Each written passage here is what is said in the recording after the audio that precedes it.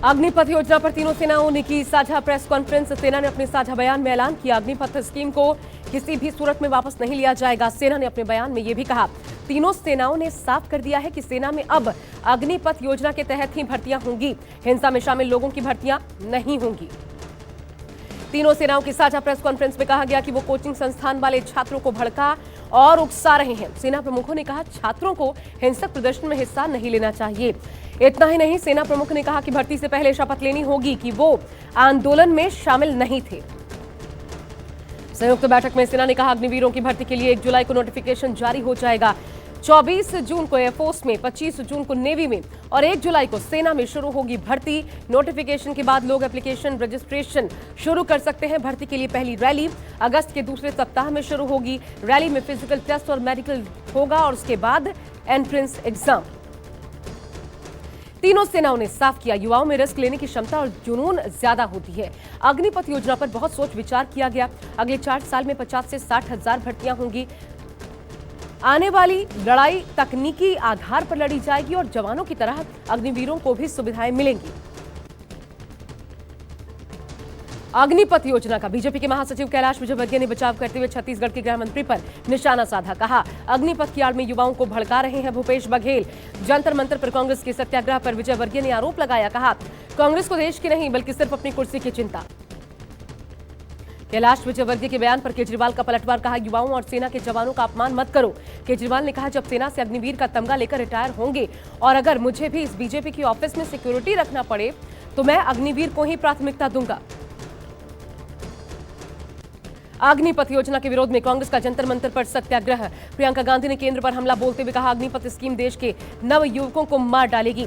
ये योजना देश के युवाओं के लिए फायदेमंद नहीं है, ये राष्ट्रीय सुरक्षा को भी खतरे में डालती है। प्रियंका गांधी ने कहा, सरकार गरीबों और युवाओं के लिए नहीं बल्कि बड़े उद्योगपतियों के लिए काम कर रही है।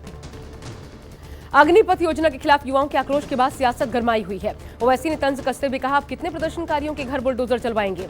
ओवैसी ने कहा, पीएम मोदी के गलत फैसले के कारण लोग सड़क पर हैं। कितने घरों को बुलडोजर से गिराया जाएगा, हम नहीं चाहते कि आप किसी का घर गिराएं। अग्निपथ योजना को लेकर तेजस्वी यादव ने सरकार पर दागे सवाल। कहा, मोदी सरकार ने कोई प्लानिंग नहीं की, क्या ये मनरेगा जैसा रोजगार है। तेजस्वी ने कहा, अग्निपथ योजना के पीछे आरएसएस का छिपा हुआ एजेंडा। आखिर 4 साल बाद अग्निवीर करेंगे क्या। मोदी सरकार जनता की बातें नहीं सुनती। तेजस्वी ने कहा, खर्चा बचाने के लिए सरकार ये योजना लेकर आई। अग्निपथ योजना को लेकर बीएसपी सुप्रीमो मायावती ने ट्वीट कर केंद्र पर बोला हमला। कहा, ग्रामीण परिवेश के युवा ठगा हुआ महसूस कर रहे हैं। भविष्य को अंधकार में देखकर युवाओं का आक्रोश उबाल पर है, जिसे संभालना जरूरी है। मायावती ने इस दौरान आरोप लगाया, सरकार ने भर्ती की संख्या को भी कम किया। अग्निपथ स्कीम के विरोध में प्रदर्शनों के कारण ट्रेनें रद्द हो गई। हिंसक प्रदर्शन में सैकड़ों ट्रेनों पर ब्रेक लगा। पूर्व मध्य रेलवे के मुताबिक देश भर में आज 384 ट्रेनें कैंसिल करनी पड़ी। प्रदर्शन के बीच विभिन्न राज्यों में अलग अलग रूट पर रेल सेवा बाधित रही। बिहार के हाजीपुर, कोलकाता, हावड़ा रूट पर भी रेल यातायात बाधित रहा। यात्रियों को यातायात में खासी दिक्कतों का सामना करना पड़ा। 44वें शतरंज ओलंपियाड में ऐतिहासिक मशाल रिले की शुरुआत हो गई है। दिल्ली के इंदिरा गांधी स्टेडियम में पीएम मोदी ने ओलंपियाड मशाल रिले की शुरुआत की। 44वें शतरंज Arkady इवोल्कोविच grand master Viswanathan Anand को मशाल दी गई। 40 दिनों में 75 शहरों की यात्रा करेगी ये मशाल। हर स्थान पर प्रदेश के शतरंज ग्रैंड मास्टर्स को मिलेगी मशाल। 28 जुलाई से 10 अगस्त तक महाबलीपुरम में होगा शतरंज ओलंपियाड। अग्निपथ पर बवाल के बीच प्रगति मैदान से बोले पीएम मोदी। कहा, नए काम करने पर झेलनी पड़ती है मुसीबत। ये तस्वीर बदलने के लिए नहीं किया जा रहा, बल्कि इससे तकदीर भी बदली जा सकती है। दिल्ली में केंद्र सरकार का जोर आधुनिक इंफ्रास्ट्रक्चर पर है। इसके पीछे का उद्देश्य ईज ऑफ लिविंग पर है। पीएम मोदी ने Pragati Maidan integrated transit corridor का उद्घाटन किया। शुभारंभ के साथ ही प्रगति मैदान टनल और 5 अंडरपास लोगों के आवागमन के लिए खोल दिए गए। 6 लेन के इस कॉरिडोर के उद्घाटन के साथ ही दिल्ली एनसीआर के लाखों लोगों का सफर अब आसान हो जाएगा। आपको बता दें, इस कॉरिडोर के शुरू होने से आईटीओ मथुरा रोड से गुजरने वाले करीब 1.5 लाख लोगों को जाम से छुटकारा मिलेगा। पीएम मोदी 2 दिवसीय दौरे पर 20 जून को जाएंगे कर्नाटका। बेंगलुरु और मैसूर में कई कार्यक्रमों में हिस्सा लेंगे। 27,000 करोड़ की परियोजनाओं का उद्घाटन और शिलान्यास भी करेंगे। अंबेडकर प्रतिमा का उद्घाटन करेंगे पीएम।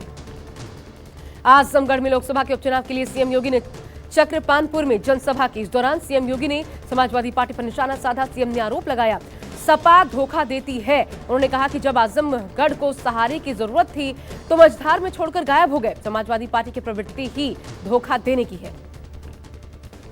घाटी में सेना का ऑपरेशन ऑल आउट जारी। कुपवाड़ा के लोलाब इलाके में आतंकियों से मुठभेड़, एनकाउंटर में 2 आतंकी ढेर। सर्च ऑपरेशन अभी भी जारी।